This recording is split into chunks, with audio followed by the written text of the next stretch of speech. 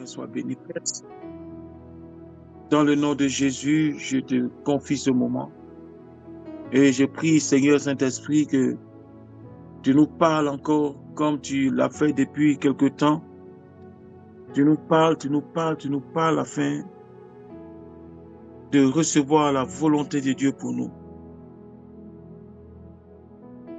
Merci, Seigneur, pour ta présence.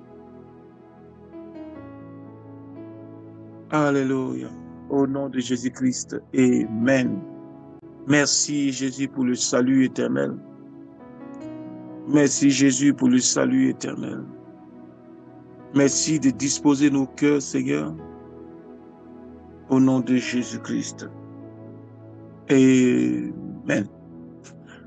Voilà, je vous salue dans le nom de Jésus. Amen. Je vous salue tous dans le nom de Jésus.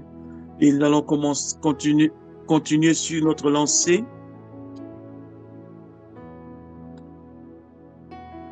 Sur le thème la consécration. Alléluia. La consécration, le thème même c'est la consécration totale. La consécration totale. Nous avons vu ce qu'est la consécration. Nous avons vu donc la logique de la consécration. Amen. Nous avons vu aussi et les exemples de consécration dans la Bible. Et nous sommes en train de voir les obstacles à la consécration. Les obstacles à la consécration. Pour tous ceux qui nous suivent depuis, on a énuméré ces différents obstacles. Amen. Il y en avait 9. Alléluia. Amen. Et donc, avant de passer au manque de consécration, j'aimerais juste rappeler quelque chose. Il est important que vous et moi, nous soyons vrais avec Dieu, vrais dans ce que nous faisons pour Dieu et ne pas chercher des alternatives à une vie de consécration totale à Dieu. Bien au contraire, nous devons absolument chercher à connaître et faire la volonté de Dieu. Malheureusement, aujourd'hui, l'Église est composée de personnes non consacrées à Dieu. La majeure partie des chrétiens, ils vont à l'Église, aux réunions de prière, ils vont au culte, ils vont au séminaire. En fait, ils vont à l'Église, mais très peu vont à Dieu.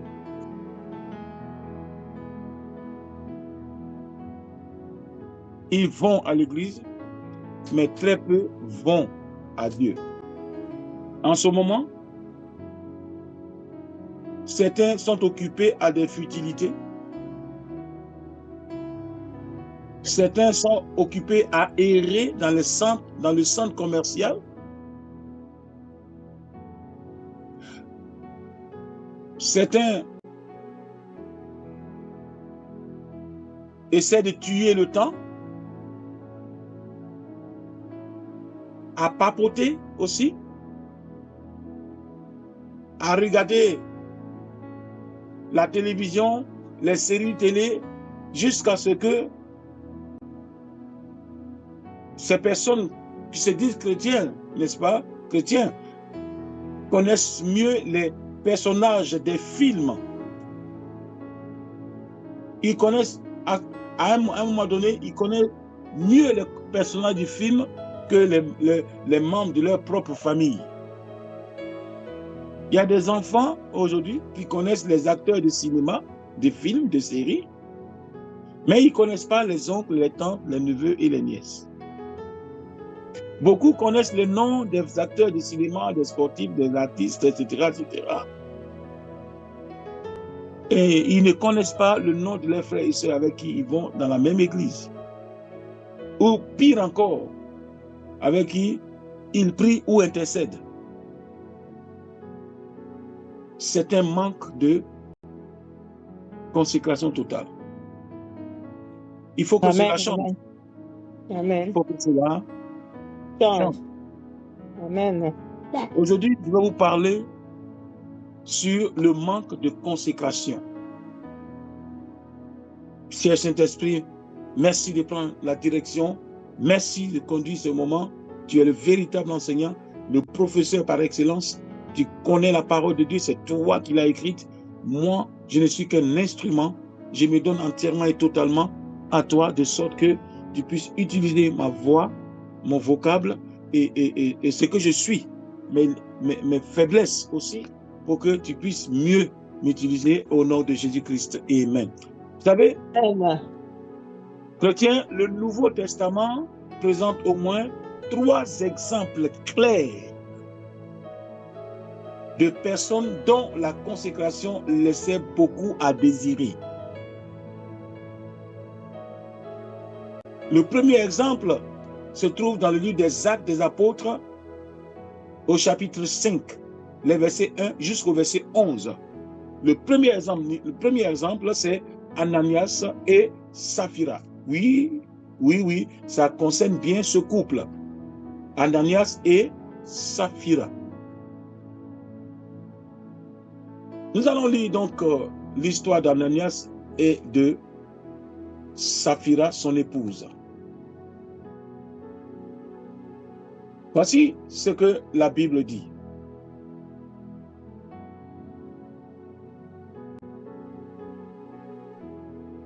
Mais un homme nommé Ananias, avec Saphira, sa femme, vendit une propriété et retint une partie du prix, sa femme le sachant, puis il apporta le reste et le déposa aux pieds des apôtres.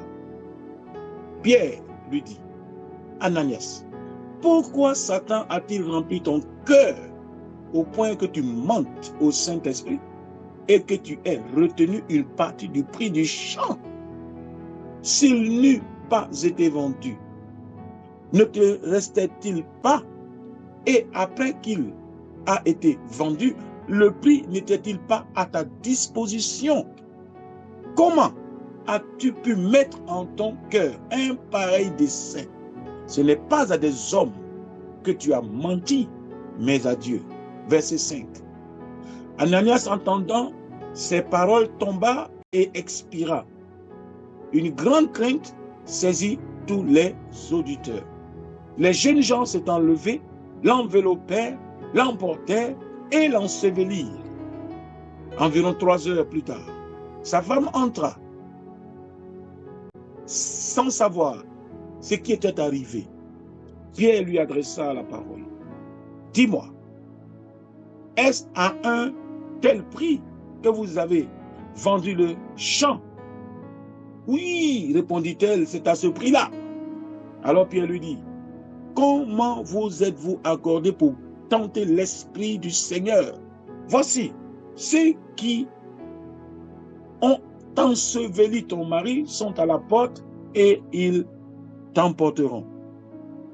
Au même instant, elle tomba aux pieds de l'apôtre et expira, elle mourut, tout comme son mari. Les jeunes gens étant entrés, la trouvèrent morte, ils l'emportèrent et l'ensevelirent auprès de son mari. Verset 11.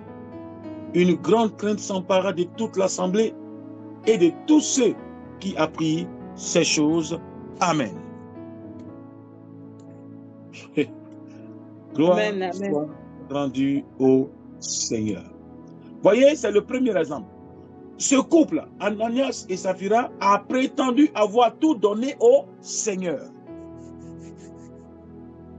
alors qu'ils avaient retenu une partie du produit de la vente pour eux-mêmes. Voyez, ça leur a coûté la vie. Le manque de consécration à celui qui a donné sa vie pour nous, le manque de consécration à Dieu est une chose très sérieuse. Amen. Nous devons revoir notre position vis-à-vis du Seigneur. Amen. Car ce que Jésus fera de nous demain, c'est ce que nous faisons de lui aujourd'hui. Alléluia. S'il n'est pas notre priorité aujourd'hui, nous ne serons pas sa priorité demain. Ananias et Saphira, ce couple qui a prétendu donner son tout au Seigneur alors qu'il avait retenu une partie du prix du produit de la vente. C'est dommage. C'est le premier exemple. Deuxième exemple du manque de consécration. Nous avons l'exemple de Pierre, les 3 refus de Pierre. Les 3 refus de Pierre. Premier exemple, lisons Matthieu chapitre 16, verset 22. Matthieu chapitre 16, le verset 22. Matthieu chapitre 16, le verset 22.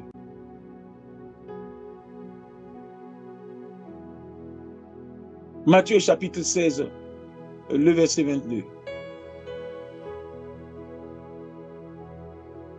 Matthieu chapitre 16, le verset 22. Que dit la parole de Dieu? Que dit la parole de Dieu? Que dit la parole de Dieu? Je vais lire pour vous. Pierre, l'ayant pris à part, se mit à le reprendre et dit: à Dieu ne plaise, Seigneur, cela ne t'arrivera pas.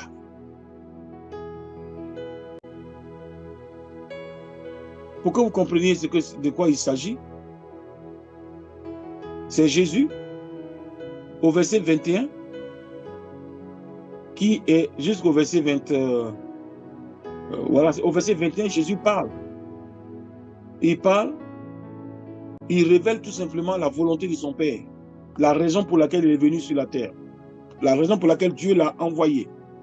Au verset 21, c'est Jésus qui dit.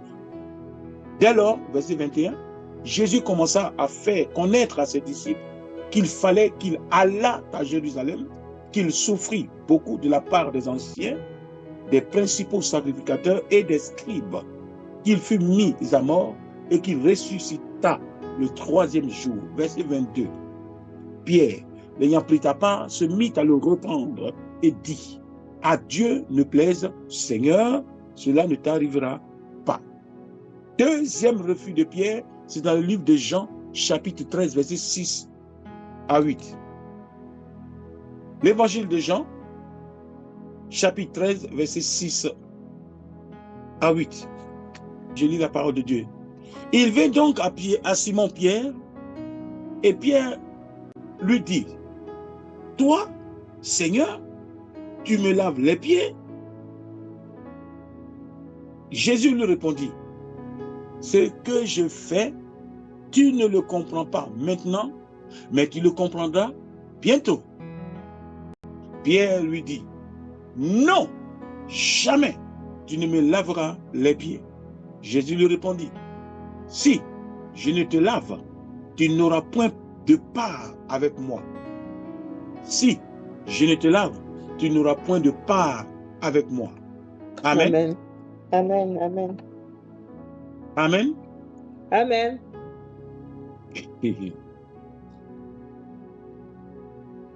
Que le nom du Seigneur soit béni. Amen. Nous allons prendre un autre passage encore pour ceux qui prennent des notes. Vous avez raison de le faire. Actes chapitre 10. Actes des apôtres chapitre 10. Les versets 13 à 14. On a vu les 2 premiers refus de Pierre. Nous allons voir le 3e refus. Je lis la parole du Seigneur. Amen. Et une voix lui dit: lève-toi, Pierre, tue et mange. Mais Pierre dit: non, Seigneur, car je n'ai jamais rien mangé de souillé ni d'impur. Et pour la seconde fois, la voix se fit encore entendre à lui. Ce que Dieu a déclaré pur, ne le regarde pas comme souillé. Amen. Amen. Amen. Amen. Voilà Amen. ici, voici ici, n'est-ce pas, les 3 refus de Pierre à son Seigneur. Encore un autre passage, Luc 9, versets 57 à 62. Luc 9, versets 57 à 62. Nous sommes en train de parler du manque de consécration. C'est le thème d'aujourd'hui, le manque de consécration. Luc chapitre 9. Les versets 57 à 62. Je lis la parole de Dieu.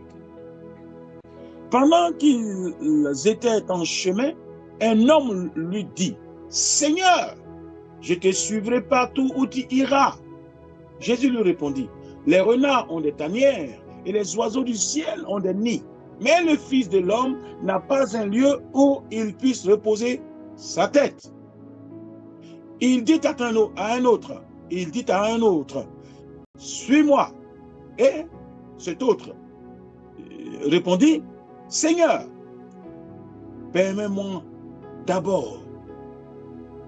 d'abord ensevelir mon Père. Seigneur, permets-moi d'aller d'abord ensevelir mon Père. » Mais Jésus lui dit, « Laisse les morts ensevelir leurs morts, et toi, Amen. va annoncer le royaume de Dieu. » Alléluia. Verset 61, un autre dit, « Je te suivrai, Seigneur, mais permets-moi d'aller d'abord prendre congé de ceux de ma maison. » Jésus lui répondit, « Quiconque met la main à la charrue et regarde en arrière n'est pas propre au royaume de Dieu. » Amen. Amen. Amen. Chrétiens, avons-nous tous compris ou bien entendu ces 4 chapitres de la Bible? Amen. Amen.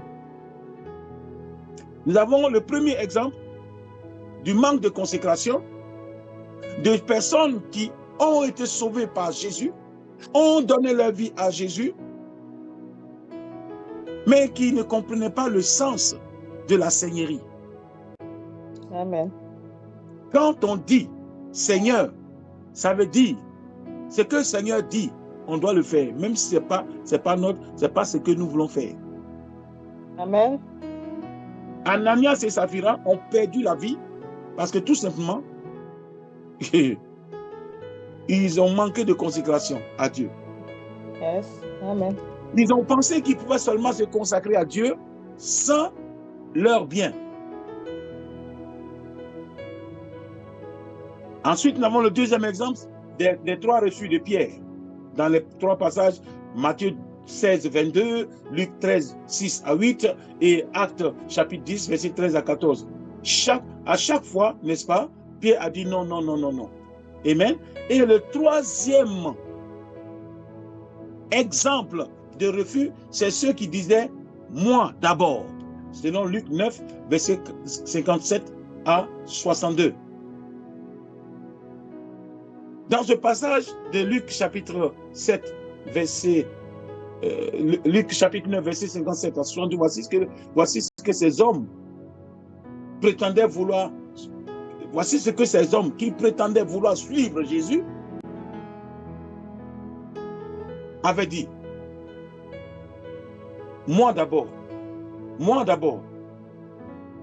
Ça veut dire qu'ils faisaient passer leurs intérêts avant ceux du Seigneur. Ils faisaient passer leurs intérêts, moi d'abord. Permets-moi d'aller d'abord. Permets-moi de faire ça d'abord. Permets-moi de faire ça d'abord. C'est mettre son moi devant. Bien-aimé, écoute-moi bien.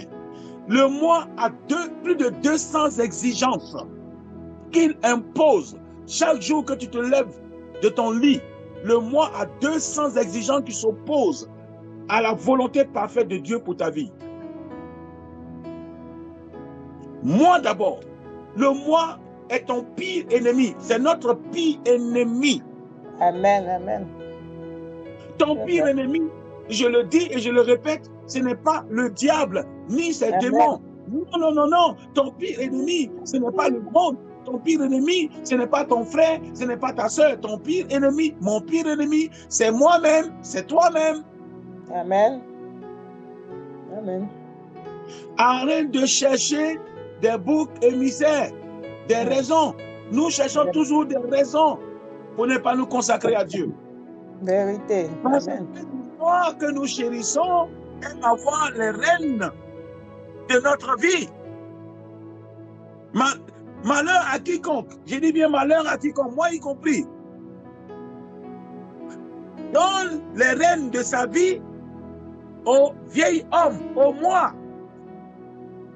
Car la Bible dit que le moi s'oppose à l'œuvre de Dieu. Le moi s'oppose au Saint-Esprit.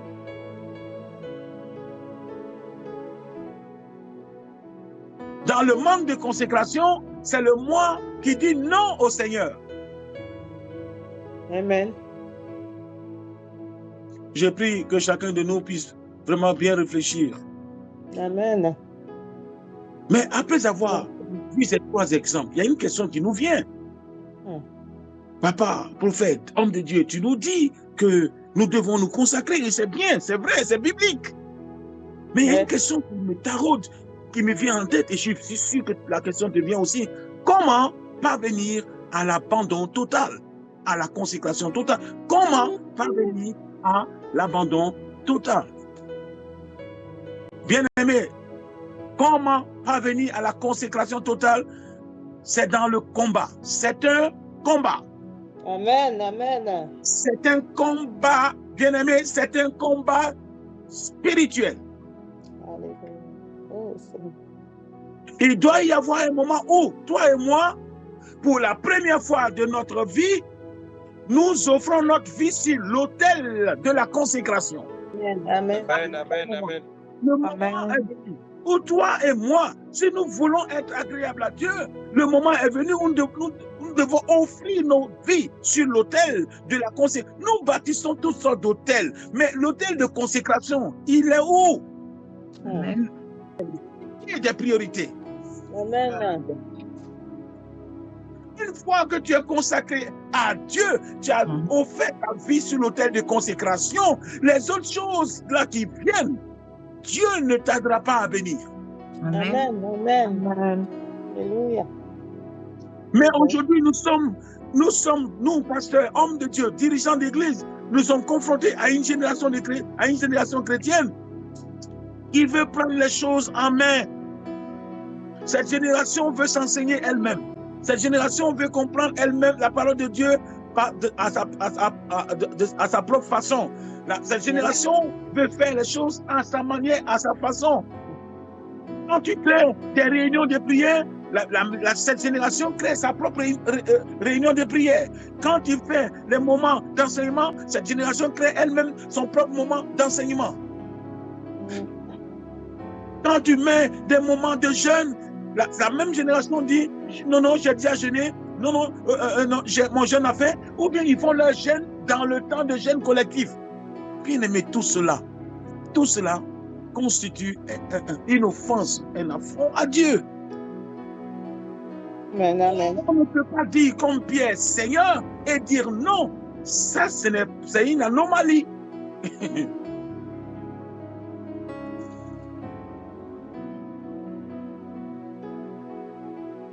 Oh Seigneur, en ce moment-là, au moment où nous offrirons notre vie sur l'autel de consécration, en ce moment-là, c'est à ce moment-là que la lutte sera rude. Bien-aimé, c'est là que tu verras le combat spirituel. Tu vas sentir le combat spirituel. Ton moi va s'opposer. Ton moi va donner toutes les raisons de ne pas se soumettre. Ton moi va chercher toutes les, c'est pas moi, les arguments ou argumentations ou excuses spéculation. Amen. On va chercher toutes sortes de moyens pour ne pas se consacrer. Nous vivons avec des gens qui se disent chrétiens, mais lorsque nous faisons quelque chose à l'église, ces gens s'opposent systématiquement si ça ne va pas dans le sens de leur volonté à eux. Bien-aimé, le moi est une idole. Oh Seigneur, mon Dieu. Oh Seigneur, je veux déloger l'idole du moi sur le siège sur le trône de mon cœur, que toi seul dois occuper le nom de Jésus. Je veux déloger toute idole dans ma vie au nom de Jésus. Au moment où tu vas prendre la décision de te consacrer, tu vas voir, ça va venir dans ton cœur immédiatement.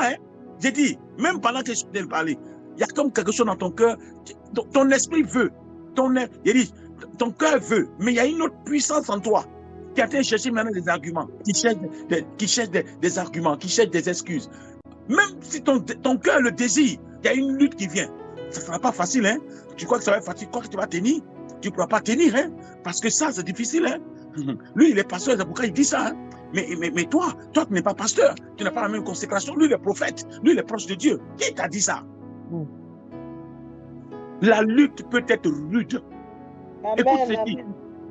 Étant en agonie, ça va te rappeler quelqu'un en agonie. Étant en agonie, il priait plus intensément, et sa sueur devint comme des grumeaux de sang qui tombaient. De qui parle-t-on ici? N'est-ce pas que c'est Jésus notre Seigneur? Alléluia. Amen. Amen. N'est-ce pas que toi, à quelques heures d'être cloué sur la croix? N'est-ce pas qu'il est à deux doigts d'être flagellé? Amen. Amen. N'est-ce pas? Surtout qu'il est à deux doigts de faire quelque chose qu'il n'a jamais fait de toute éternité. Une chose qui est contraire à la volonté de son Père, car sa nature immaculée l'empêche. Alléluia. Il dit, non pas ma volonté, mais que la tienne soit faite. Amen.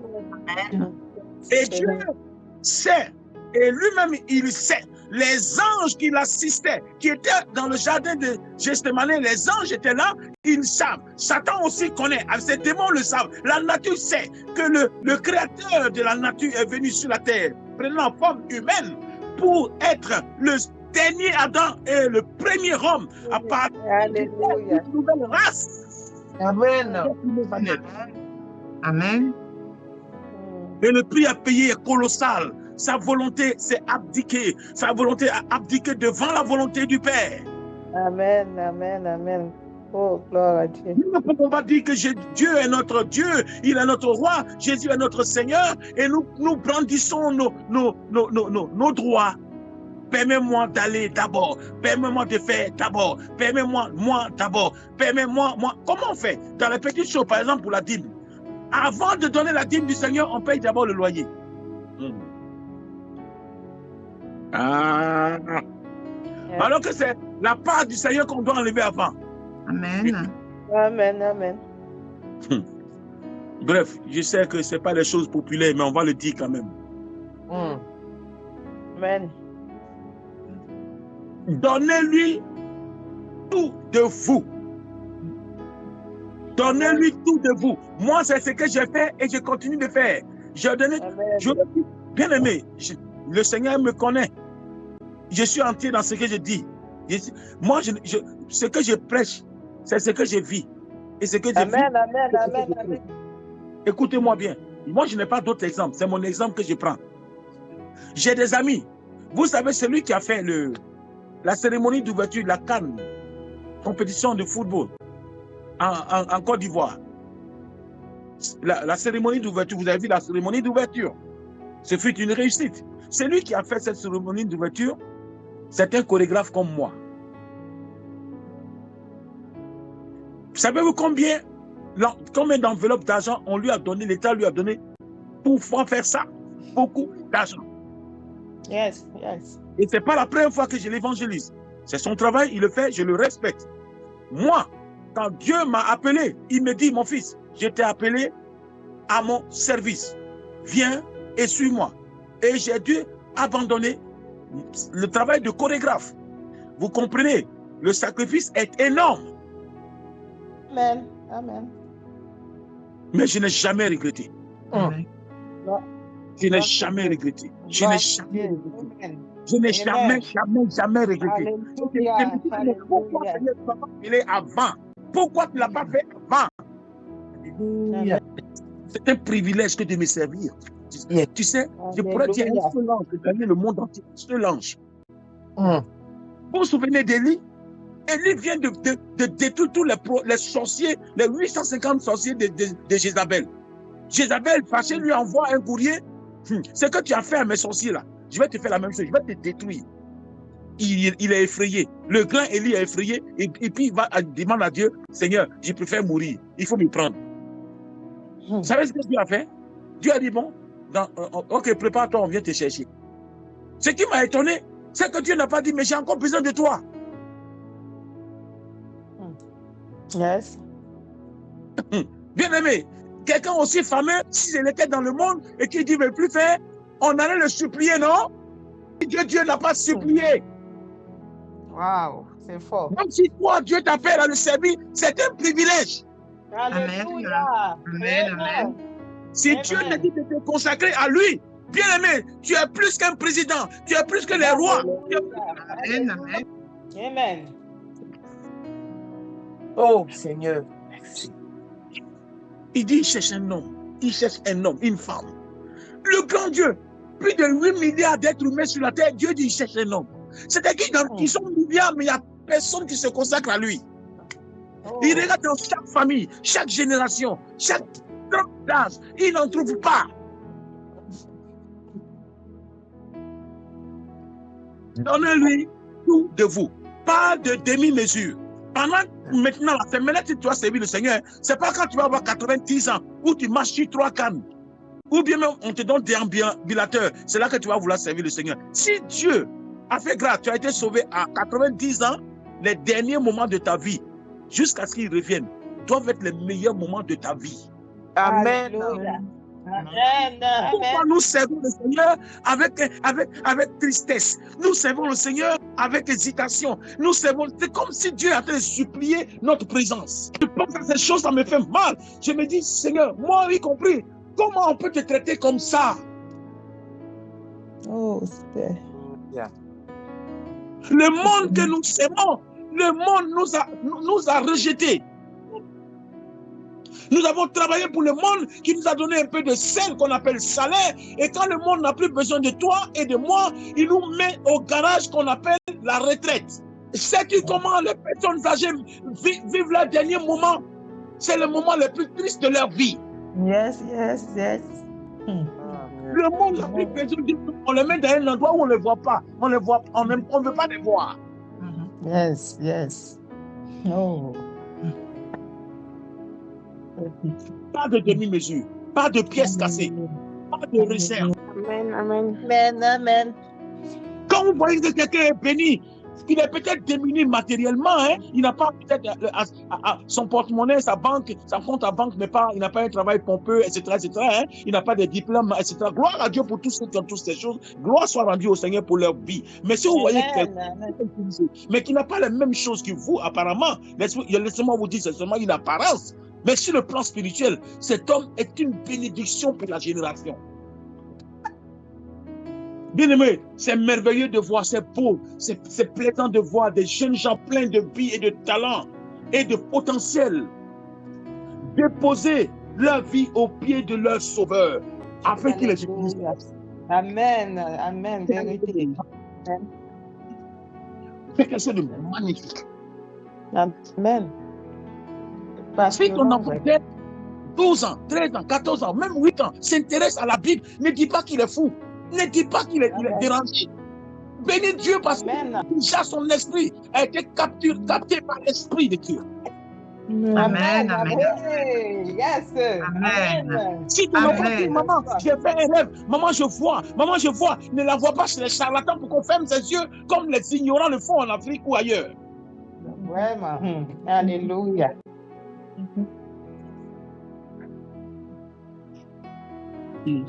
Bien aimé, Une telle vie n'a pas besoin de passer par une expérience émotionnelle. Ce n'est pas une émotion. Tu sais que la décision que tu prends, après la décision que tu prends, tu sais que l'étape d'après, ça va être rude. Non? Tes propres enfants peuvent s'opposer à toi. Ton propre mari, ta propre femme peut s'opposer à toi. Les chrétiens, avec qui tu priais avant, peuvent s'opposer à toi. Écoute-moi bien, même ton pasteur peut s'opposer à toi parce qu'il sait que toi, si jamais tu te consacres, tu vas le dépasser. Donc, ça ne l'arrange pas. Yes. Voilà pourquoi ils ne veulent pas enseigner les chrétiens. Ils les maintiennent toujours dans un état d'enfant. Vérité, papa. Oh. Yes. Yes. Mais béni soit le nom du Seigneur. Il t'a trouvé. Quand tu te consacres, il n'y aura pas nécessairement des lumières ou des tintements ou des frissons ou dans le système nerveux. Il n'y aura pas toutes ces choses qui vont te mouvoir. Parce que quand Jésus se consacrait, non pas ma volonté, mais ma volonté, il n'y avait pas les projecteurs. Amen. Alors, je parle à quelqu'un. Amen. Amen. Même ses intimes, ses plus proches collaborateurs étaient appesantis par le sommeil. Amen. Amen. Comme toi, tu es en train de payer le prix. De 4h du matin à 6h du matin ou 8h du matin, les autres sont en train de dormir pour se réveiller à 8h, 8h30, se préparer, petit déjeuner, prennent leur belle voiture, ils vont au travail dans un beau bureau, et puis ils reviennent le soir, tranquille. Ils font ça semaine après semaine, mois après mois, année après année. Dimanche, ils vont à l'église, dans leurs jolis vêtements, ils mettent leurs offrandes, ils sont leurs chèques, ils donnent, et puis, année après année, jusqu'à 90 ans. Pour ceux qui vont aller jusqu'à là-bas, jusqu'à 100 ans. Vous pensez que c'est comme ça, que c'est ça seulement que Dieu veut dans notre vie? Non. Qui sera la génération qui va porter le message? Qui sera la génération qui va porter le message si nous tous on se comporte comme ça? Seigneur, prends pitié de nous. En fait, ce que nous faisons à notre Seigneur, là, il ne le mérite pas. Amen. Amen. Pour ton fiancé, tu peux faire des cadeaux ou bien tu peux faire des choses inouïes. Mais pour Jésus, C'est vrai. rien. Pour ta fiancée, tu peux nous acheter une maison. Il y en a qui achètent des maisons, hein. C'est pas mauvais, hein. Ils achètent des terrains, c'est pas mauvais, hein. Je dis pas, ils ne sont pas contre les choses. Mais pourquoi quand il s'agit du royaume de Dieu? Quand il s'agit du royaume de Dieu, il faut que tout soit parfait. Il faut que tout soit parfait. Il faut que les gens sachent que les choses soient faites selon notre volonté. Sinon, on ne fait rien.